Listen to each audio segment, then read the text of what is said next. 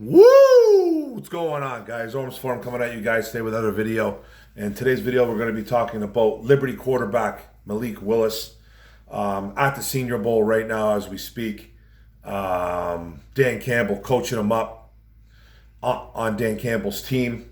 You know, I want to get right off the bat that I am a big Malik Willis fan. Okay, I liked him. I've been kind of talking about him last year a little bit at the end of the season. I got turned on to him by the ISN guys and in our group, Raw Detroit, formerly known as Noble Sports Entertainment, and Antonio Hightower. They told me to keep an eye on this kid, and I have. I've probably watched a total of 5 games, probably maybe 4 or 5 games from him in the last couple years. Caught maybe 2-3 games this year, caught a couple last year. He was a guy that was going into this year probably as a first round pick, no doubt. Had an okay year at Liberty. You know, he threw for about over 3,000 yards, like 27 touchdowns, rushed for another 13, 14 touchdowns, 5,176 yards altogether in his 4 years in college, 48 touchdowns, 18 interceptions, 62.8% completion percentage, 2,131 yards on the ground, 5.8 yards per rush, and 29 touchdowns. A total of 74 touchdowns, though, in the last 2 years at Liberty. He was first at Auburn, spent 2 years at Auburn, couldn't really crack the starting lineup, transferred out, became an instant starter at Liberty. He was Liberty Flame and an instant star in that division. Now, like I said, I'm a fan of him. And I do want to thank Twitter. I want to thank Twitter, and I want to thank @Zyqua for giving me the idea for making this video. @Zyqua threw it on my Twitter page. We were talking about Malik Willis. He's like, I expect a video from this about talking about Malik Willis because there's a lot of up and downs about Malik Willis like we need to talk about, and this fan base is going into a little bit of a frenzy about this with him, and they're jumping on the hype train. I think a little bit too much. Like I said, I'm a fan though, so let's get to it. Now, Malik Willis is got all kinds of ability. Very raw though, extremely raw, okay? Now, very good arm talent. And when I say he's got arm talent, I mean he's got great strength with his arm. He can throw a ball through a brick wall.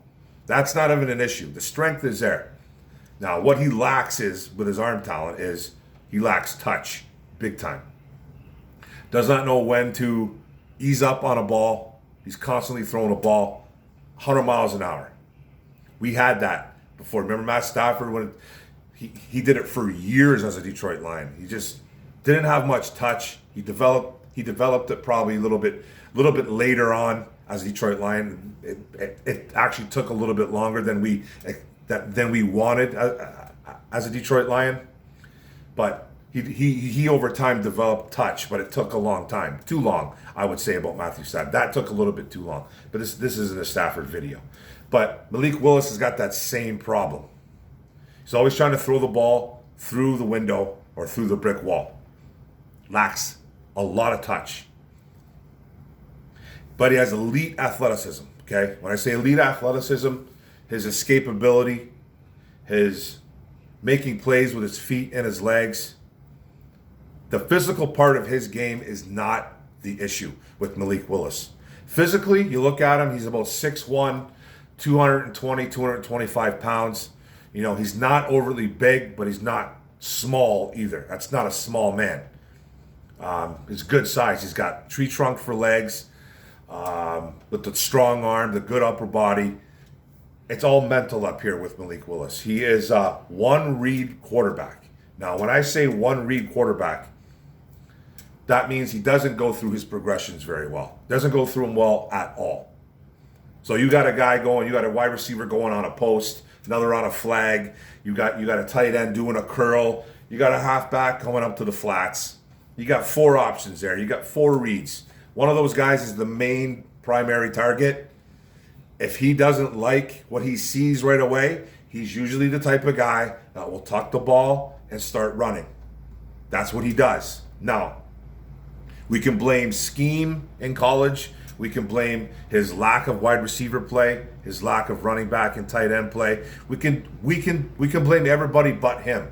But that's what he is. That's what he does. That's why I think he's extremely raw. He's extremely raw. And again, I'm going to have to repeat this probably a few times. I like the kid. I do like the kid. He was projected to go into the first round like we talked about. Now all of a sudden he's 2-3 practices in. You know, he was probably projected to go around in the mid to late 20s coming into this draft. Because it was his raw talent. You know, you like what you see from him. You know, people with the comparisons of the Josh Allen and the Trey Lances and the Patrick Mahomes, they throw all that out there. Now, Trey Lance is a complete mystery. Josh Allen, you know, people want to say that he's the next Josh Allen. Josh Allen's a unicorn, I think. 6'5", 235, 240 pounds. He's got that Cam Newton to him when he first came in. But way better arm talent and just as big. Malik Willis is not as big. He can run like him, but he's not Josh Allen. So I think the hype train's getting a little bit too much for the Malik Willis. Now people want to get him at want to draft him 2 overall. Okay. That's where I have a little bit of problem with this. I have a problem with this. You take Malik Willis at 2 overall. First of all, you better hope and pray that he is the next Josh Allen. Because we don't know what's going on with Trey Lance. He's not even ready for 2022, but he's probably going to get thrown in the fire in San Francisco because they're getting rid of Jimmy G. But Trey Lance has got a great supporting team. So it's like, you know, he's already got that supporting cast. He's already got the wide receivers there, I think. Got the great running game. He's got the phenomenal defense. So he has that already, Trey Lance. Josh Allen, you know, Buffalo fans were ready to throw that guy into the lake after his second year. Trust me, they were. Go look back at it. They were. If he didn't have that third year like he did, he probably would not be a Buffalo Bill. Just my guess. Who knows, though? But he's turned into one of the top 5 quarterbacks in the league, Josh Allen, who does make a lot of mistakes too, by the way, still. Makes a lot of mistakes, but he is an absolute boss. He's a unicorn. Yeah. He's special. Now, with Malik, if Brad Holmes takes Malik Willis at 2, okay? And this is where I kind of have an issue with. To me, that is a career-defining move. Because he's a quarterback. You have to hit on quarter. You have to hit on a quarter, especially if you go that late. Early, I mean. Sorry. If you go that early, he has to be the guy. If you go late on a quarterback, 3rd round, like a Desmond Ridder, even later with a Bailey Zappi, I'm not saying draft those guys. I'm just saying you have a little more cushion. You take Malik Willis at 2, he better be your guy. He has to be. There's no, now you're tied to him. And as a GM, you won't get a second chance. You won't get a second chance to draft another quarterback. You won't. Not if you take him number 2 overall. There's not a chance. So you take a Malik Willis, okay, who's all of a sudden jumped up from late 20s. Even I've seen him drafted at 31, 32. I've seen him taken at 31 by the Detroit Lions with that with that LA Rams pick. Now all of a sudden he's number 2 overall because of a couple practices. Are you kidding me? That to me, I think is pure insanity. I think it's pure insanity. And again, I like the kid. I just think he's super, super raw. You take him. He's not playing. He's not playing. He's not starting over Goff. And you know this fan base will absolutely rip apart Dan Campbell every single week when he names Jared Goff the starter. Jared Goff will be the starter this year. That's already a given. Unless they come up with some type of crazy deal where they trade him. The cap hit is is too much. Even though I'm not a big fan in believing in Cap, I think it's a farce. But that's a whole other video. He's not playing over Jared Goff because A, he won't be ready, and B, he won't be ready, and C, he won't be ready. He's too raw. He's way too raw. It's a mental thing with him. He has to learn how to play quarterback. And to me, people compare him to the Josh Allens and the Patrick Mahomes. I compare him to, I think he's like Lamar Jackson. Not as fast, but he's got that escapability like Lamar. He's a magician when he runs.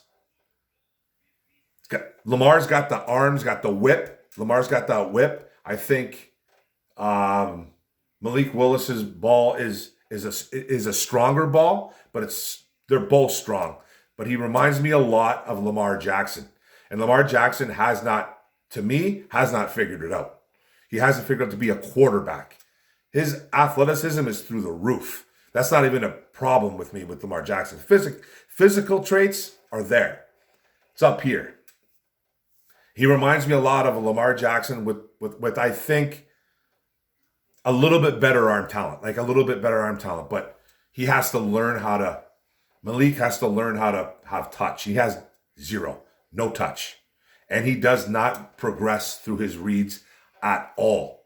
He is a one-read guy and tuck it and run. And like I said, we can blame everybody else but him, but that's what he is. That's what he does. And that's going to take time. And he's in Mobile, Alabama, impressing the Lions brass. Impressing the media, the experts, the mock drafters. He has shot up the draft board for 2-3 games, which I think is a little bit, to me, that's just, I think it's premature and a little bit insane.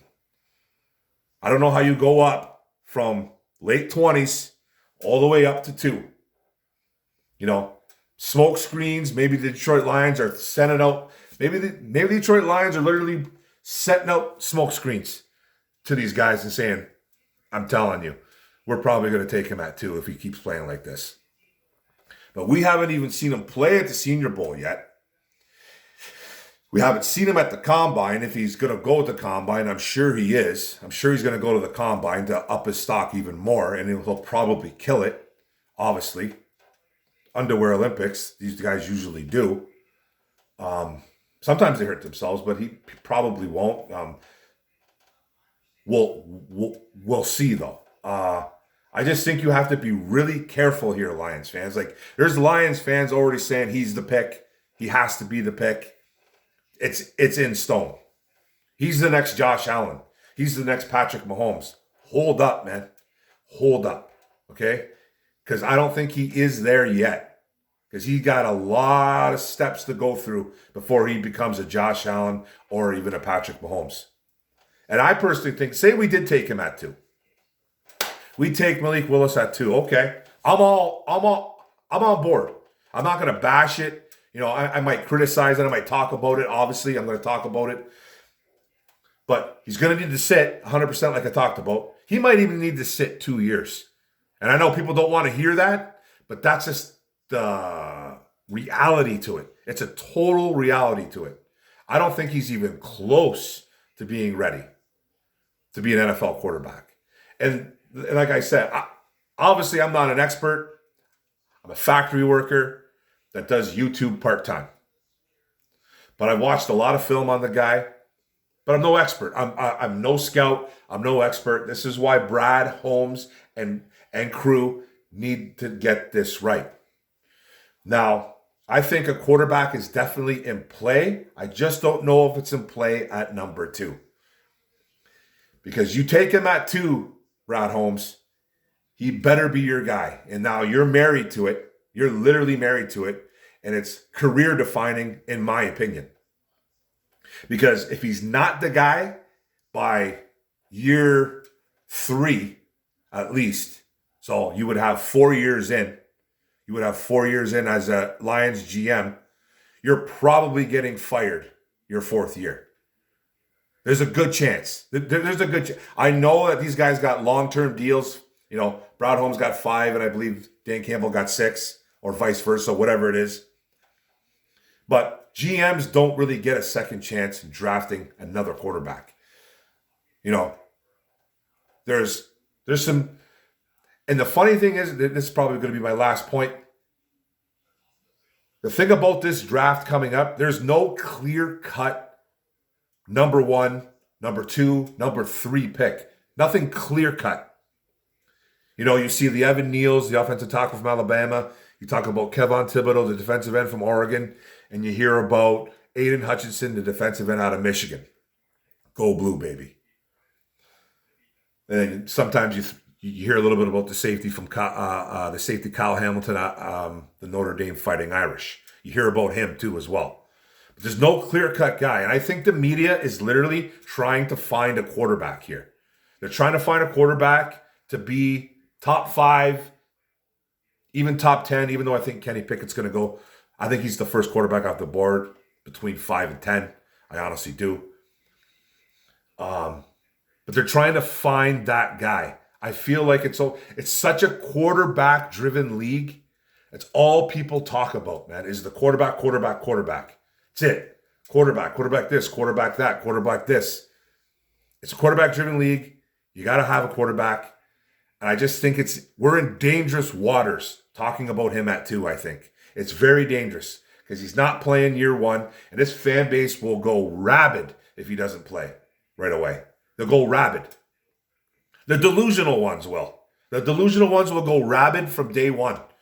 He's going to start over Goff. Well, then I'll be fighting with people on Twitter saying he's not going to be starting over Goff. He's sitting. Then I'll be called an idiot. I'll be called every single name in the book. And then that's what I continue to call people names. And then that's where I lose my battle, because I lose it every time because I wear my emotions on my sleeve. I'm too fired up all the time.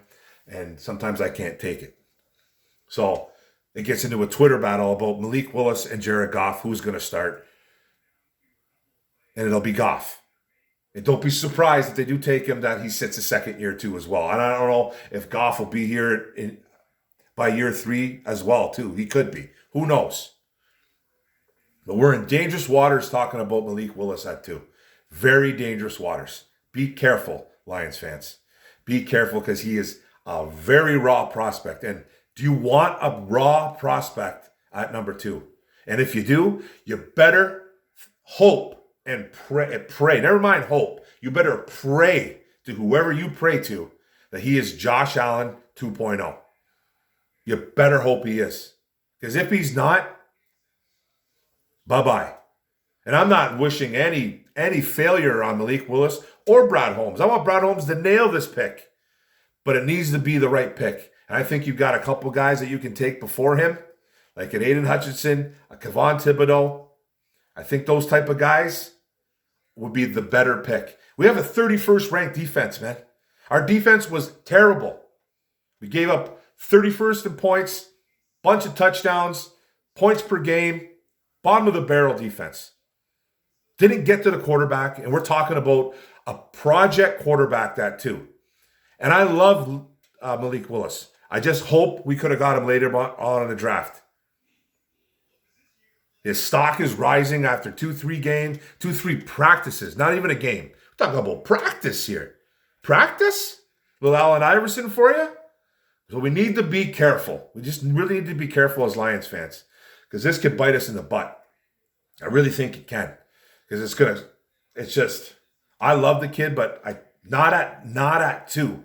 I don't think he's at number 2, but this is why I don't make the calls. I don't make these calls. If they think he's the guy, I'm all in. I'm jumping in. Butt naked. No one wants to see it. I'm going in those icy waters, man. I'm jumping in. So I just hope it's the right pick. I hope it's the right pick. We still got a couple months to go. We're still a far away from the draft. It's like 2.5, 3 months. 3 months. So that's the video, guys. It was probably longer than I wanted to make, but that's okay. Don't forget to hit the subscribe button. Don't forget to hit the notification bell. Get all my videos. Like and comment. Let's talk about Malik Willis, the QB. Remember, I like him, but let's talk about him. I don't want him at 2, though. Boom. Let's go.